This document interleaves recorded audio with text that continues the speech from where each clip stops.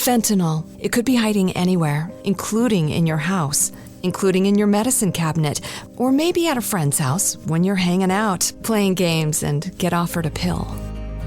Don't take chances. If a drug didn't come from a pharmacy directly to you, you can find fentanyl using a simple strip you can pick up at your local pharmacy. Don't take it until you test it, because fentanyl can be hiding anywhere. Brought to you by the Georgia Department of Behavioral Health and Mental Disabilities. It's the Opperman Report. Join digital forensic investigator and PI Ed Opperman for an in-depth discussion of conspiracy theories, strategy of New World Order resistance, high-profile court cases in the news, and interviews with expert guests and authors on these topics and more. It's the Opperman Report. And now, here is investigator Ed Opperman. Okay, welcome to the Opperman Report. I'm your host, private investigator Ed Opperman. You can find me at Opperman Investigations and Digital Forensic Consulting through my website, emailrevealer.com. Or you could just email me at oppermaninvestigations@gmail.com. If you like our show, be sure and check out our Patreon, Opperman Report Patreon, where we have all the content you hear Monday to Friday, AM/FM radio. We put up on Patreon ad-free. We cut out all the commercials. And, of course, you can find our archives over at Spreaker.com. And that's where we put up all the free archives. And I do a live show there every Friday night, exclusive just to Spreaker. As a matter of fact, if you go to Spreaker and you Google people like St. John Hunt or Frank Sturgis or Rothstein, you're going to hear a lot of the stuff we're going to be talking about today with our guest, Francis Richard Connelly. Now, you definitely know this guy's, he did a film called JFK to 9/11, Everything's a Rich Man's Trick. And I can remember when it first came out, it was constantly being told, hey, Ed, you got to watch this, you got to watch this, you got to watch this. Got a book coming out now on Trine Day, TrineDay.com, good old Chris Milligan. And the book is called JFK to 9/11, Everything's a Rich Man's Trick. It's getting great reviews. Mr. Conolly, are you there? I am, Ed. Good evening, and good evening to all your American listeners. It's very nice of you to have me on the show. Thank you so much. I've been trying to get you. Tell the audience, who is Francis Richard Connelly? Ooh, that's scary. Yeah. to answer a question as bland as that, that's a real invitation to put your foot in it. But Francis Richard Connelly, I was born in the northeast of England to a dock worker and a nurse in a very working class home. I come from a place called Wallsend, which is at the end of Hadrian's Wall. That's where the wall actually ends. There was a big pile of bricks there that told you about the Romans when I was a child. So that's where it all started out. Born in the shadow of a shipyard, just like my namesake Billy Connolly, and the rock star Sting, who your audience they're all going to know him. He actually used to deliver my milk when I was a child, which is a hell of a connection. And I don't want to, start getting immodest here, but what can I say? I was one of those boys at school who had ability and got punished for it. Put it that way. I was always kind of put down for being an artist and wanting to be an artist. I always knew I wanted to be a writer. I was a good painter when I was at school, and I was there's a great line and that you could probably relate to yourself in Chinatown, where a detective is talking to Jack Nicholson and saying to him, sometimes it takes a man a while to find himself.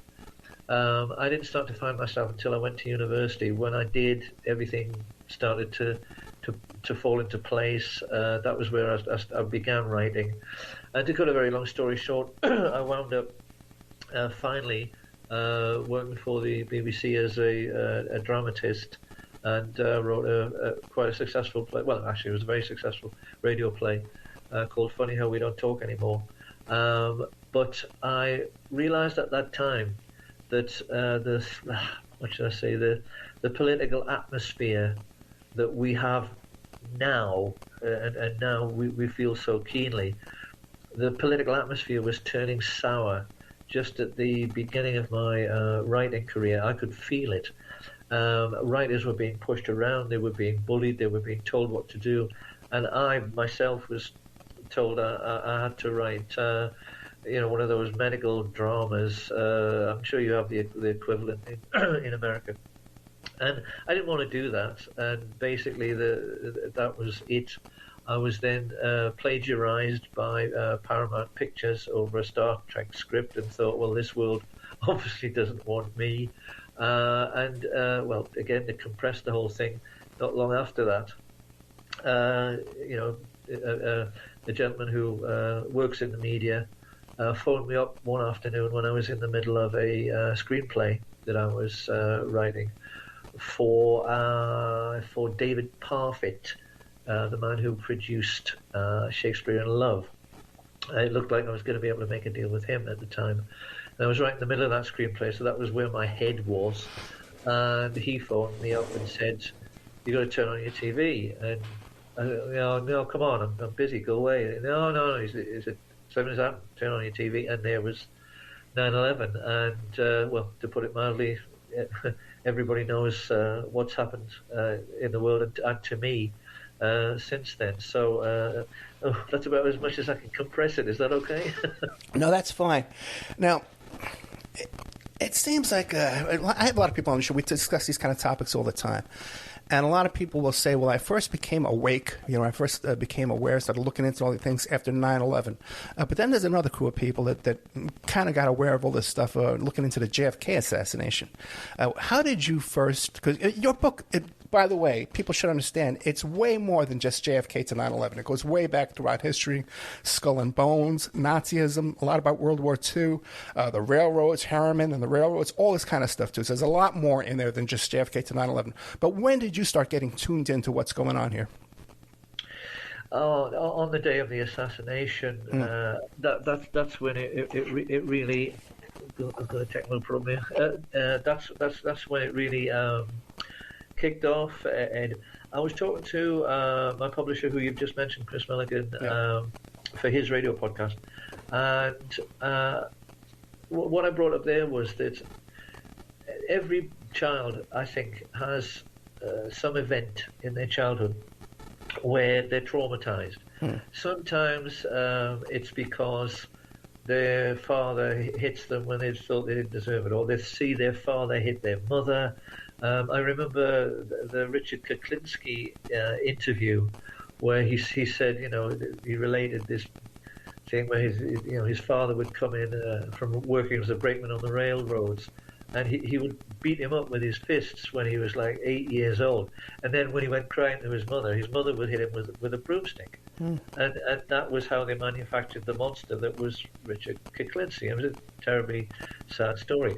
The big dramatic and traumatic event of my childhood was the Kennedy assassination. It hit me so hard because it hit the community that I lived in so terribly hard. It never occurred to me until years later that part of the reason was that I was brought up as an Irish Catholic, and my mother came from a place called Galbally, which wasn't too far away from where Patrick Kennedy, the Kennedy oligarch, I beg your pardon, patriarch, oh geez, what did I say?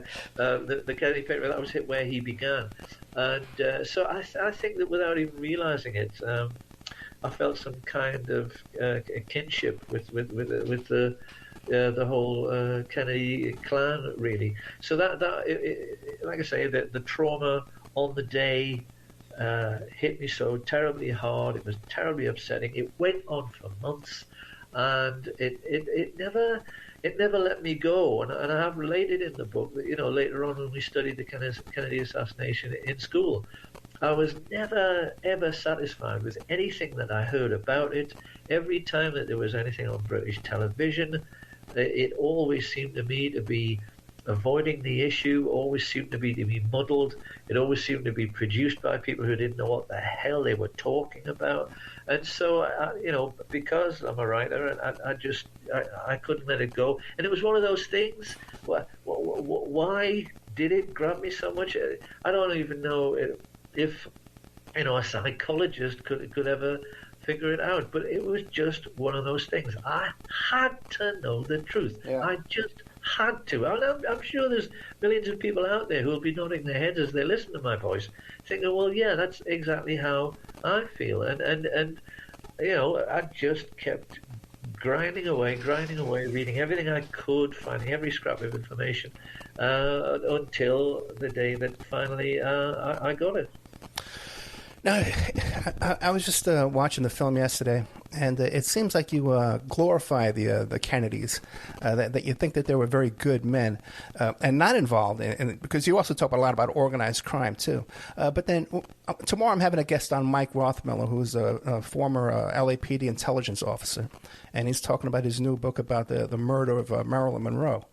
So now, what do you make, though, of the Kennedys and their involvement with Frank Sinatra and all those all those characters and the allegations of the Marilyn Monroe murder? Well, that's been very well gone into in several books that I've looked at. If any of your listeners want to sort of have closure or some kind of satisfaction as to what really went on with that, I suggest they read Double Cross by Sam Giancana Jr. I'm not saying that one can never discuss this. Don't get me wrong, or that is the last word. We're talking about Fentanyl. It could be hiding anywhere, including in your house, including in your medicine cabinet, or maybe at a friend's house when you're hanging out, playing games, and get offered a pill. Don't take chances. If a drug didn't come from a pharmacy directly to you, you can find fentanyl using a simple strip you can pick up at your local pharmacy. Don't take it until you test it, because fentanyl can be hiding anywhere. Brought to you by the Georgia Department of Behavioral Health and Mental Disabilities. The shadow world of intelligence, and right from the very beginning of this, the very first warning that I was given by Malcolm Brinkworth, because he was the first big producer who would talk to me about this, the very first thing he said to me was, there's disinformation in everything. Yeah. And there absolutely is. But, I have looked at all of the information on every one that you can get hold of. I've read about, Kennedy's private life, looked at Ted Kennedy's private life, etc., etc., etc.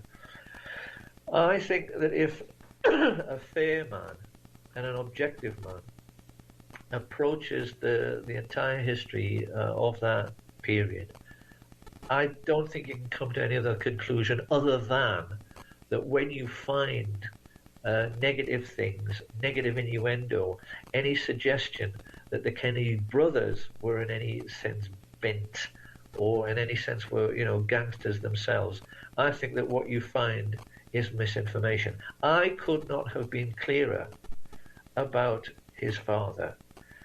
Joseph P. Kennedy was definitely involved with the mafia. He was a bootlegger. That's why they called him Bootlegger Joe.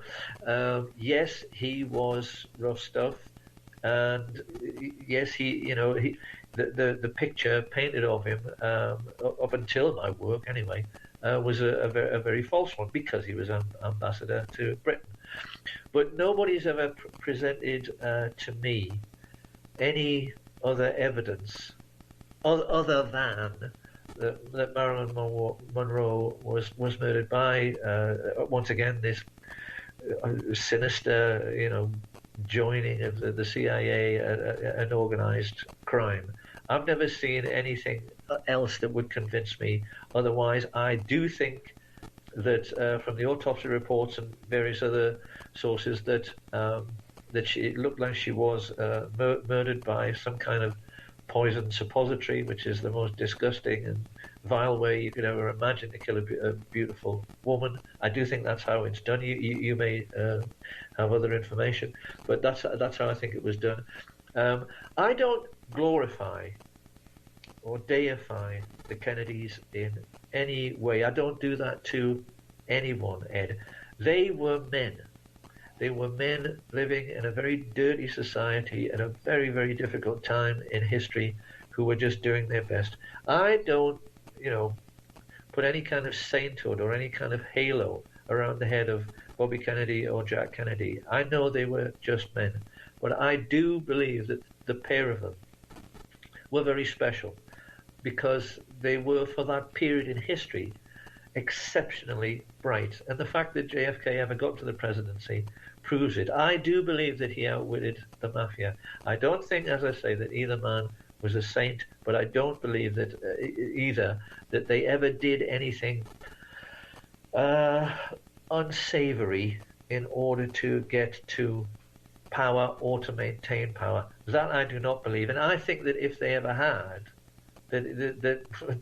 well, they wouldn't have been murdered. They wouldn't have been assassinated. They were assassinated because they were good, Ed. That's what I believe. You get into very deeply into the Kennedy assassination. In fact, I would say the majority of the movie is the majority of the book about the Kennedy assassination as well. Well, yes, it is. I mean, the history that you referred to, that goes all the way back to, the Skull and Bones, before the First World War. That's still all there, and the assassination details are still there in the book. What I've tried to do in the book at the end is to bring everything up to date with what we're seeing at the moment, with this whole thing with Ghislaine Maxwell and Prince Andrew and this alleged upcoming trial. Right at this moment, Ed, I wish I had millions of dollars to hire you so that you could hire a team and somehow find out whether Ghislaine Maxwell is really incarcerated at the MDC. Because I just do not believe it. No one yet has shown me a scrap of evidence to make me think that she is really in prison. Not from the very beginning has there been a scrap of evidence that she's really in prison. And I personally think that the establishment, and by which I mean the Anglo-American establishment, not just the British establishment, I personally think the Anglo-American establishment is in a position right now where they are absolutely, shall I say, filling their pants with it. That they won't have enough toilet paper at the moment because somehow I think, and I would give anything to be proven wrong about this, and they know it. This is why I'm saying it. But I think that somehow they are scratching their heads until their heads have fallen off to try and think of some excuse that they can bring forward to the American public, to the British public, whereby they're going to be able to say, oh, guess what, everybody, Ghislaine Maxwell's not going to be appearing. There's not going to be a trial because she slipped on the soap or she got COVID or some stupid excuse. And because they know the public are just not going to buy it, Ed. Not after what happened with Jeffrey Epstein. They know that the public are not going to buy it. So, to put it mildly, this coming couple of months, especially now that Prince Andrew has chosen to default with his civil case, which is what I anticipated, what I predicted just a few days ago, it's going to be very interesting the next few months, how things turn out. Again, talk about it's a small world. I've actually been in that jail, the MDC. Okay, I've interviewed. Yeah. I've interviewed defendants there, and also too one of my guests, Stephen Hoffenberg, who was Epstein's ex-business partner. He spent time over there at MDC as well. And also we were talking before about A.J. Weberman, who wrote Coup d'Etat in America. He also went to MDC. So it's like old home week here at the Operative Report. Let's share our examples. But now, some questions in the JFK community, okay? And there's so many researchers now, especially now with the internet, it's gotten even more elaborate. And there's so much, people don't disagree with each other. People are examining, counting the heads on a pin. How is your theories received, especially the theory about the Secret Service driver turning around and firing that shot? How are they received? Yeah. In what sense, Ed? Is that widely agreed with? Just that one particular detail? Yeah, just to start with. I'm starting with that. Well, I would say that, as I think all of your listeners know, when my movie first gathered pace, if you want to put it that way, first started going viral, it was shooting up into the millions of hits. And there was this lovely man, Rick Thorne, and I've just noticed all of his videos have disappeared. I'd love to know about that, but Rick Thorne took segments of my movie, about 15 minutes long, 10 minutes long, 20 minutes long, and he put them out separately on the internet, and with all of these different versions that were sprouting up all over the place. I mean, you talk about people, how was it received? I mean, there was so much agreement. All of these different versions were adding up to around 50 million hits. Then I was on Raconteur's News, which I was just on a couple of days ago with Jason, and Andy Young, my host, told me everything was being underreported by 200 times. And I fell off my chair during the interview. I just could not even hear it in the interview. I could not get over it because it immediately struck me. Well, that must mean that it's been, watched over 1 billion times. So in terms of how is that detail, that particular detail, and all the other details being received, I would say that it's overwhelmingly that people have agreed with it and have been glad of the information. Now, also too, and I'd like you to really to elaborate on this and explain to the audience. In your publication, you have a theory that Tippit was used as a double with JFK, and the body was actually replaced, and there was some surgery done on the plane. And I've had another guest on the show. I've heard this story before about the hospital, and there was all this driving around, all kind of weird stuff going on, but never to the depth that you've portrayed here in your book. Can you explain that whole story about how you believe that JFK's body they did surgery on the plane, and it was some kind of a swapping with Tippit's body parts? Well, when I was putting that together, I was simply using logic, Ed. That was all. I was, going over this with a fine-tooth comb because most of the details that people are now familiar with during that section of the film came from the work of David Lifton. And no one ever reads his book because, as I've said, I think in other interviews, most people couldn't lift it. It weighs a ton. It's absolutely huge. This amazing work where he has this protagonist all the way through called Leslie J. Weebeler, this awful man who he's sort of fighting all the way through. And but Lifton's work was. Fentanyl. It could be hiding anywhere, including in your house, including in your medicine cabinet, or maybe at a friend's house when you're hanging out, playing games, and get offered a pill. Don't take chances. If a drug didn't come from a pharmacy directly to you, you can find fentanyl using a simple strip you can pick up at your local pharmacy. Don't take it until you test it, because fentanyl can be hiding anywhere. Brought to you by the Georgia Department of Behavioral Health and Mental Disabilities. It's just absolutely outstanding. And when I was looking at what was known to have happened, what you could, I would say you could prove in a court of law in Dallas, and then when I was looking at what was then happening at Bethesda, especially the way that the military chiefs were behaving at Bethesda, it seemed to me that there was no other logical conclusion. When you read, as I have so many times, the testimony of Commander Humes and all the games that were played, during the autopsy at Bethesda, it seemed to me that there was no other logical conclusion other than this whole grisly business with Liggett had to have taken place on the aeroplane. There was no other time to do it. Liggett could not have been, anywhere else, and he couldn't have been working at any other time. And he wasn't, as I've said in the film, given long enough. And this is why, when the body got to Humes, this was why he had to write down that the moment he touched the skull, pieces of the skull fell down onto the autopsy table. So once you've put all of that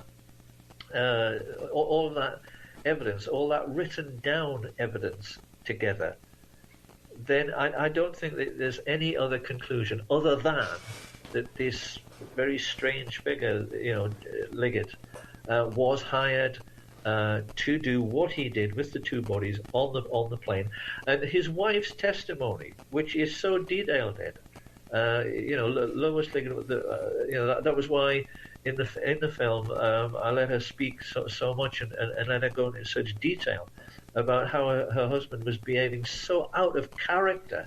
Especially this whole thing about him coming back with disarrayed clothing and looking completely in a mess. And she said that was so out of character for him. I do think that, put it this way, there's nothing I would like more than for some powerful and brilliant American attorney to read my book, look at the film, and say, this is the basis for a prosecution of the United States government by the people, and for this whole thing to go to court, and for me to be able, and the attorney obviously, to present what I've said in that section to an American jury to see if they agree that this logically is what must have happened, given the evidence, given what was written down in Dallas. There were so many police reports, like on Jack Lawrence, and given what was written down at Bethesda. I do think that I could convince a jury that this whole hideous, degenerate thing that went on with using the policeman's body to try and make people think. Well, let's stop here for a sec. So, Francis, I really want you to lay out your theory about Tippit and Kennedy and the bodies being swapped and surgery being done on the plane. Well, it's not a theory, Ed. It isn't. It must have been that way. And they did this because they knew beforehand that they had to control the body after the assassination to make it appear that the body was shot from where they said the shots came from. That was why it was done.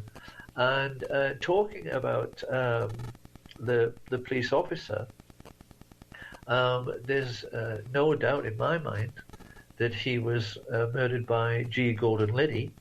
All of the sources that I've, and I'd rather not go into that, but all of the sources seem to point in that direction.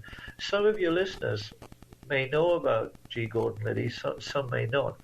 But the reason I always pegged him as a perfect candidate for an assassin was because his character was very, very well known to his law enforcement and legal profession colleagues. This was a man he shot a gun in a courtroom, and he burned his skin at parties. This is something that's in the movie about Watergate. He did crazy macho things. He was quite obviously unbalanced. He took machismo to the same kind of level as Frank Sturgis, put it that way. Your listeners have got to understand that in every single generation, it is very, very difficult to find reliable assassins. There are in this world professional thinking men like you and I, who are good at what we do, and we're good talkers and good writers and all of that kind of thing. But I don't think that you could bring yourself to assassinate a man for any amount of money, and I certainly couldn't. And you would find it in this world, 99.9999% of professional men feel that way. Now, on the other hand, there are plenty of thugs in this world. There are lots of thugs. It's not difficult to find a thug. It's not difficult to find a psychopath. But to find a psychopath who has had professional training and is both reliable and fearless, that is a desperately difficult thing to find. And that's why men like Frank Sturgis and men like G. Gordon Liddy are so valuable to oligarchs who want assassinations carrying out. And there are not many men like that. And knowing their character is very important. So that is why I believe, that's why I always believed that those two men were involved in the assassination, and nothing has come along since I put the movie out. Not one shred of anything has any critic managed to show me that gives me any reason to think that I was wrong. Hey, what about this latest revelation just came out last week about that guy? They call him the Monkey, who was one of the Bay Pigs guys, and he claims that he was involved in the JFK assassination. Did you have him pegged as one of the shooters? Oh, tell me more about this, Ed. The Monkey? What's this about? Before. Yeah, it just came out just the other day that he told his sons that he was involved in the JFK assassination, and he was one of these Cuban. I'm definitely not going to remember his name right now. I can promise you that. But it was one of those Cuban exiles that was involved with Bay of Pigs and the Alpha 66, Omega, whatever that was. All those terrorist groups. Right, Corrado, all those guys. Okay, but that brings us to this, because you're talking about these assassins, and you focus a lot on the shooters in the movie, in the book. And it turns out that there's this crew of guys, Operation 40, this crew of guys who started out with the Bay of Pigs, and then later on did JFK, and then later on were involved in Watergate. Can you describe who this crew of characters were? Well, the basic crew, if you want to put it that way, centered around Sturgis and Liddy. And the most important coordinator was E. Howard Hunt.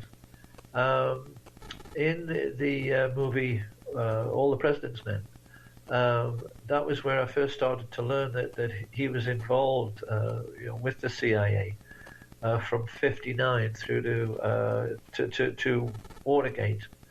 And looking at E. Howard Hunt's life, his background, and what his professional life was, I would say that he was the most important coordinator of men like Bernard Barker, the other Watergate burglar, and men like Chauncey Holt, who, again, that's another man who admitted his involvement in the assassination.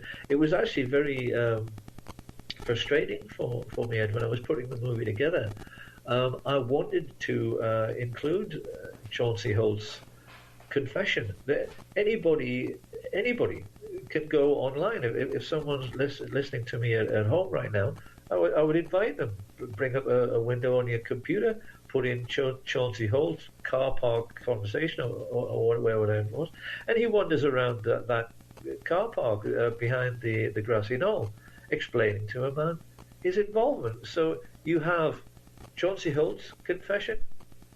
You've then got the confession of Woody Harrelson's dad, Charles Lloyd Harrelson, and you've got Marita Lorenz saying that Frank Sturgis told her, well, who gives a damn? Yes, I did it. No one's going to prove it. And she had given evidence under oath to that effect as well. So, I don't see how anyone now can possibly doubt that there was a conspiracy. That is beyond question.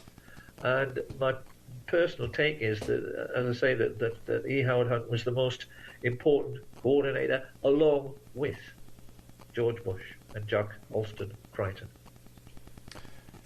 Yeah, the Cuban I was talking about is Ricardo Morales, known as the Monkey.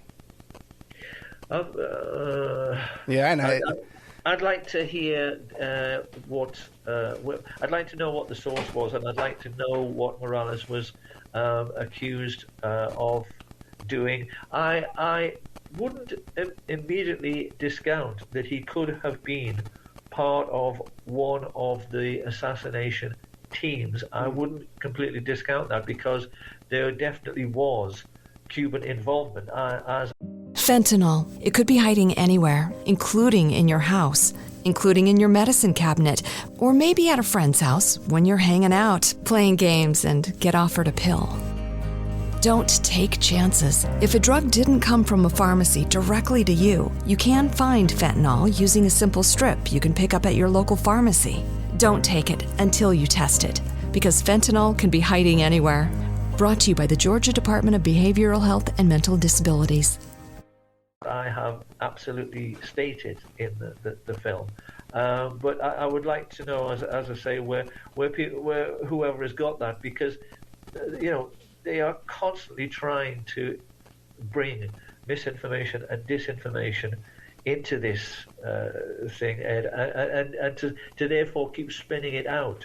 I do not want it spun out now. As far as I'm concerned, I am a man who has solved the riddle once and for all time. What I want to do now is to move on and explain why it was done to the American people and to the world, and for what purposes, and who did it. Because as you said earlier, it all comes down to, what effect did it have on us? Why do we live the way we live?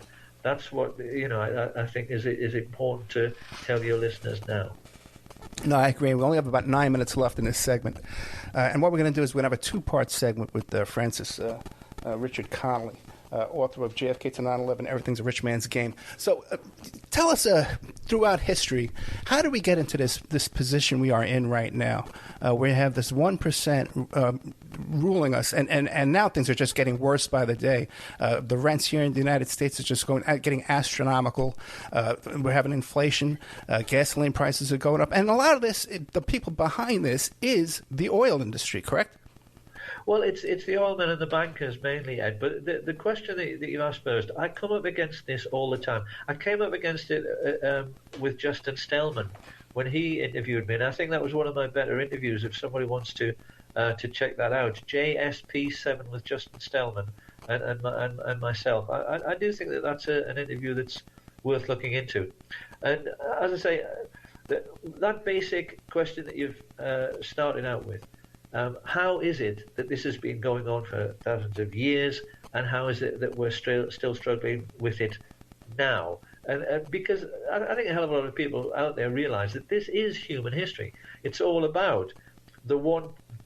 Well, actually, it's nothing like the richest 1%. It's far fewer than 1%.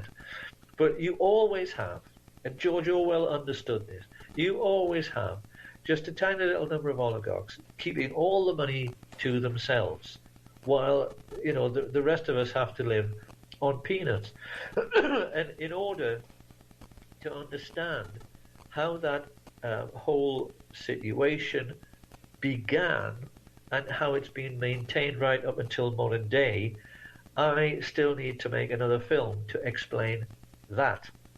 What I do want your listeners to understand about the way that things are now is that it is, all of it, 100% of it, nothing but a rich man's trick. All of it, because it is totally unnecessary.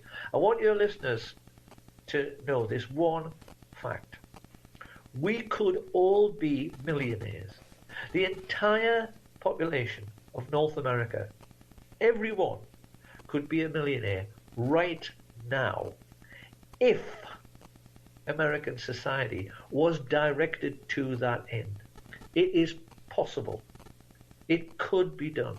And the reason it could be done is that we are so efficient in terms of industrial productivity in this digital age. There is no reason why every American couldn't have a very nice house filled with refrigerators and television screens. No reason why he can't have a beautiful car and money in the bank and no worries. This is the main thing. This is the thing that crushes people is over the years, is that people are constantly concerned about, as you say, about paying the rent and paying for this and paying for that. So people wonder, how can it be maintained day in, day out by the oligarchs that we all have to struggle while they spend their lives living in leisure and, as Prince Andrew does, running around the planet raping little girls? How can that possibly be the case? And does it have to be the case? What I want people to understand is that it's about hierarchy.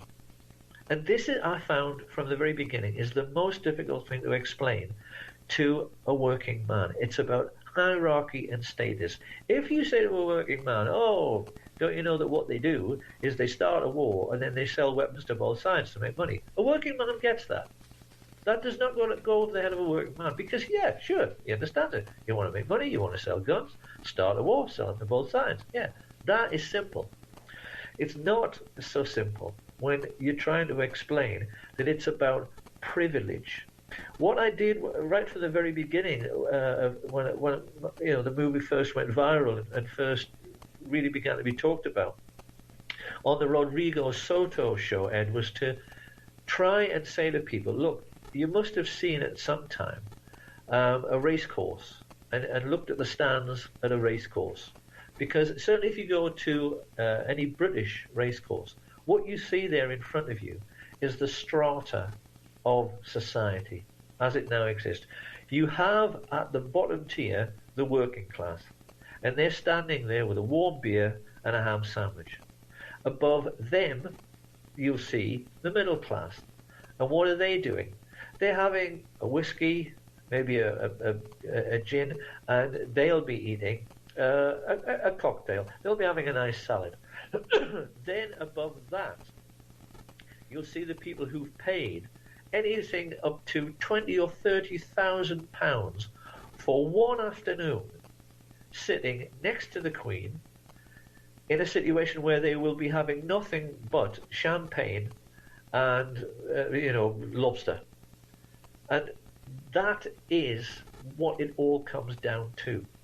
If society's leaders were to allow this war economy that we have to dissipate and a peace economy to come in and fill its place, the most basic thing that would happen is that the working class would become very, very wealthy. But think what that would do to that situation at the racecourse.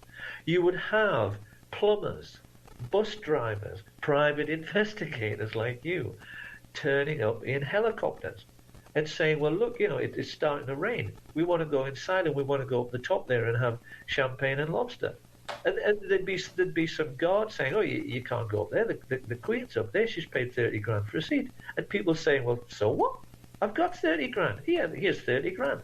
I want to go up there. It would get to the point where the British royal family would be pushed out of the best seats in the house. And that's what it's all about. The royal family walk into the best seats at Wimbledon. They walk into the best seats at the US Open tennis. They walk into the best seats wherever they go, and they fly on private airlines where they don't have to be bothered, with seat room and leg room. It's all about privilege and status.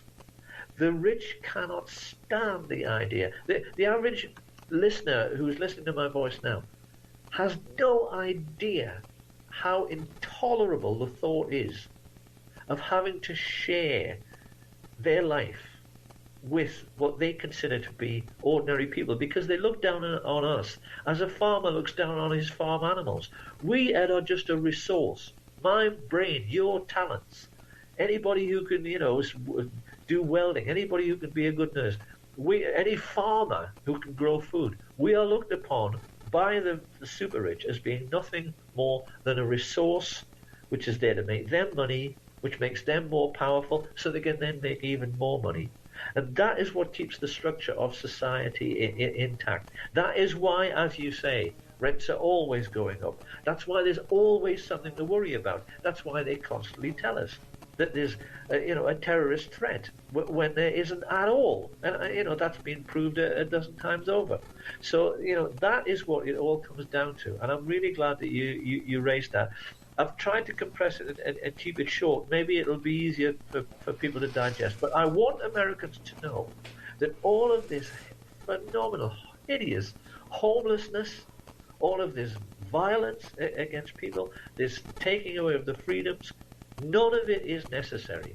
It is being maintained by dirty oligarchs, and the only way we're ever going to fix this broken society is to remove the establishment. It can't be done in any other way.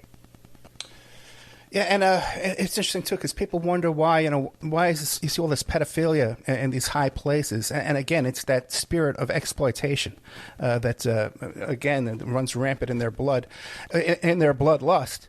Which is why they've chosen an industry such as the war industry. They could do this con game with any industry. It doesn't have to be war, but they've chosen war, which is a shedding of blood. Now, we're out of time for this segment, but we're going to have a Francis Richard Connelly. I know. Everybody does this with my name. Francis Richard Connelly is the name. And we're talking about the book, JFK to 9/11, Everything's a Rich Man's Game. You can get it at trineday.com or just go online and pick it up there. It's available all over the place. We'll be right back with our second segment of Francis Richard Connelly. Thank you so much.